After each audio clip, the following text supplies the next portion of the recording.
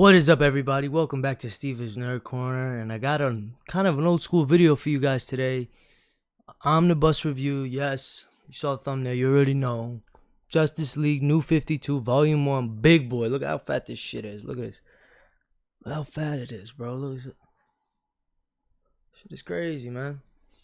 Yeah, but let's get into it. I'm going to do light spoilers. I'm not going to spoil any major plot points or anything like that. So if you haven't read it, you can watch this review. I won't spoil anything crazy for you. Just like shit that's on the cover, basic stuff that you'll probably already know before you even get the book. You know what I'm saying?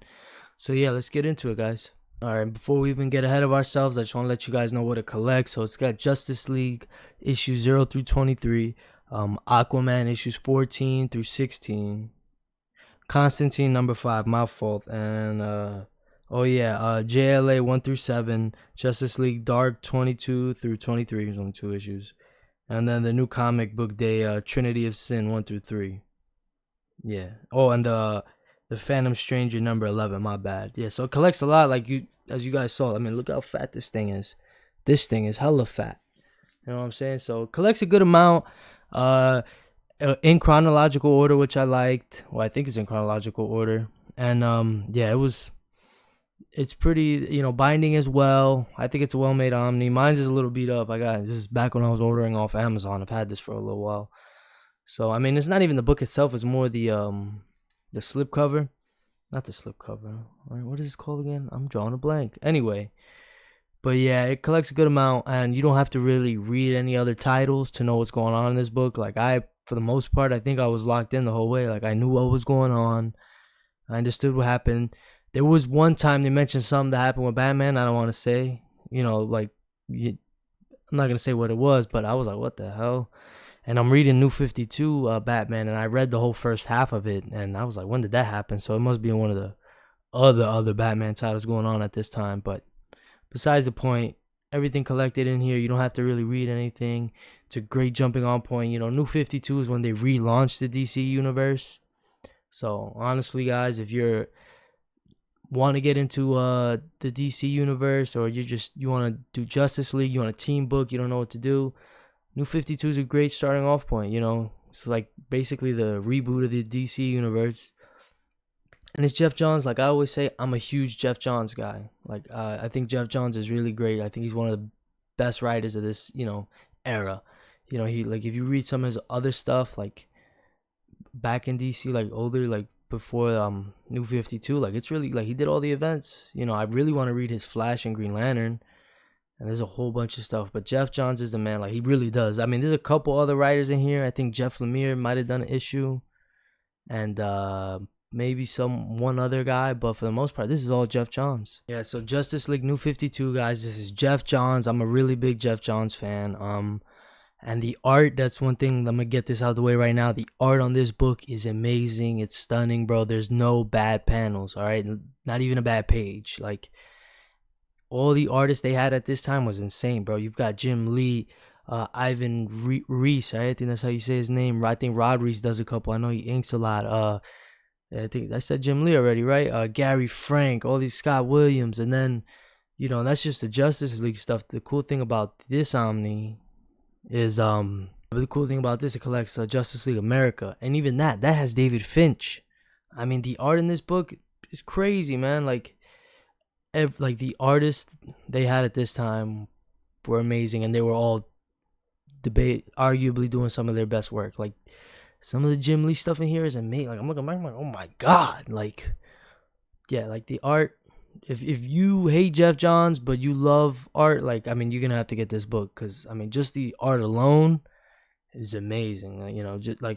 If you were buying strictly off art, this is a must buy if you're an art guy. I guess it's kind of minor spoilers, but if you're a big Green Lantern fan and you're hoping there's good Green Lantern stuff in this book, there's really not. He's a little bit in the beginning, and then he doesn't die, but he's not in this title, which honestly makes me want to read New 52 Green Lantern, what he was doing at that time, because but he's not in this. So if you're a Green Lantern guy, I wouldn't recommend this. If you're a Flash guy, I really wouldn't recommend this, because he's in this. He's always, he's in the league the whole time, but he really doesn't get a lot of moments, which is crazy, because Geoff Johns did a lot of Flash before this, leading into this, right? Because, Flashpoint leads into New 52. So it's kind of funny that someone who had such a long stint on him, would at least show some love to Flash. It's almost like he's non-existent the way this Justice League does it. Like, obviously he's there, but he gets like next to no screen time. It's kind of crazy. And just real quickly, since team book, I gotta go character by character, just give you a little breakdown of how they're portrayed in this book. Batman, I mean, Geoff Johns loves Batman. I ain't gonna lie. He did Batman great in here. I'm a big Batman guy. I loved how he did Batman here. He's just, maybe a little too safe, I'll say. His Batman is very, like, by the point, I gotta do this, He's very by the book, and he doesn't really get challenged, I feel, in any way. So he's a little safe, but he's a good Batman. Superman I like. He's a bit different. He has a romance with someone else that's not Lois Lane that's going on. They explore that. That was pretty cool. But Superman is alright. I think he's a little bit softer for my taste. Like, he folds a little, not folds, but Batman tells him something, he's alright, you got it. You got it, big bro, you got it. That kind of a thing. And I'm just like, I don't like that suit. I like Superman that stands his ground a little bit. Like, no. We're here to do the right thing, not the correct thing. You know what I'm saying? Yeah, I wasn't a big fan of how Geoff writes Wonder Woman here. I don't think he does her very well. She's kind of angry. She's a little, I mean, I guess maybe because it's a reboot, he was trying to redo her, but I wasn't a big fan of what he was doing. She's just kind of like angry. She's almost like, I don't know, it's weird. Like, she's like, sometimes if I gotta kill somebody, I'll just kill him. You know what I'm saying? Like, a lot of weird moments. A lot of times where she's kind of like, she'll mess up, and it's always kind of on Wonder Woman. It's really weird. Yeah, just not a fan of the way he does Wonder Woman. And like I said earlier, Flash and Green Lantern, they're barely in the book. So, and I didn't talk about Cyborg. Since New 52 with this reboot, Cyborg is a founding member. He's pretty cool. I think I'm just not a big Cyborg fan. I think I like him better on the Titans when he's with Beast Boy, that kind of bro thing they got going on.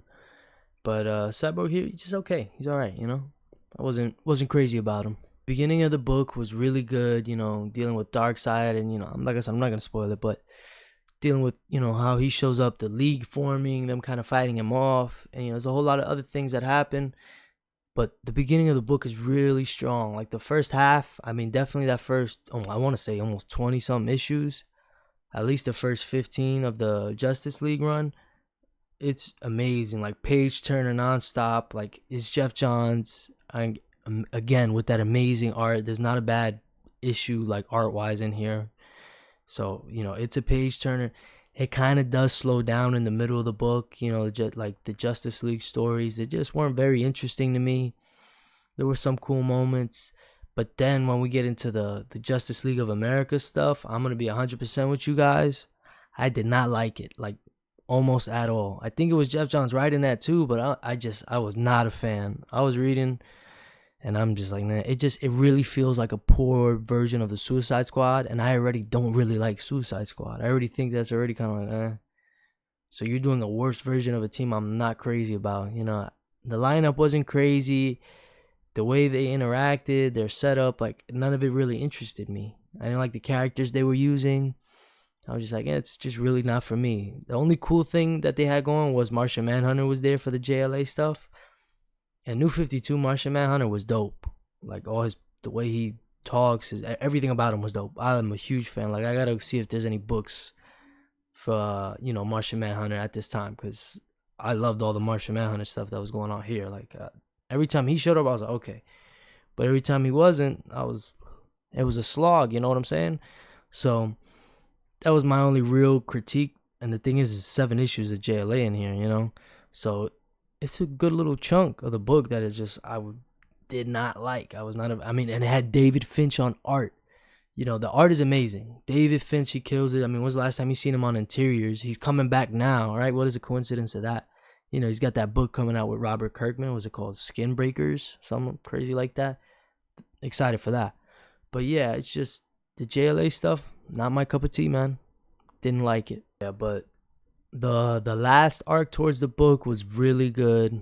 They kind of have an event towards earlier in the book with Aquaman, and it's good. I've already read that in the Aquaman Omni, the Aquaman by Geoff Johns Omni, which is basically New 52 Aquaman.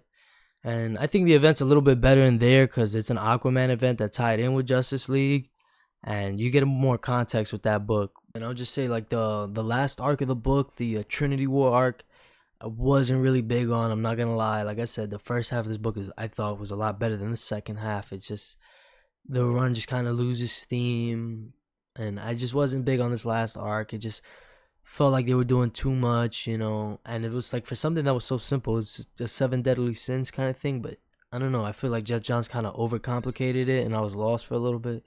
But then I got it towards the end, but I was like, there are two really cool twists at the end, or things that happen that pulled me back in. So I was really like, all right, now I'm back in. So there were really good twists, but the rest of the arc I just was not a fan of. I'm like, I don't like this. With that being said, at the end of the book, I was excited. Like I said, I do want to get volume 2. Like, I'm itching to get volume 2 just because I want to see where the story's going. Because now, like I said, at the end of it is when it really ramped up again, like that last issue or two, But for the most part, the Trinity War wasn't my thing. Wasn't a fan. Yeah, it was alright. But yeah, guys, I think that's going to do it for the video. I appreciate you guys for tuning in. Check me out on Encore. Like I always say, I'm selling books cheap.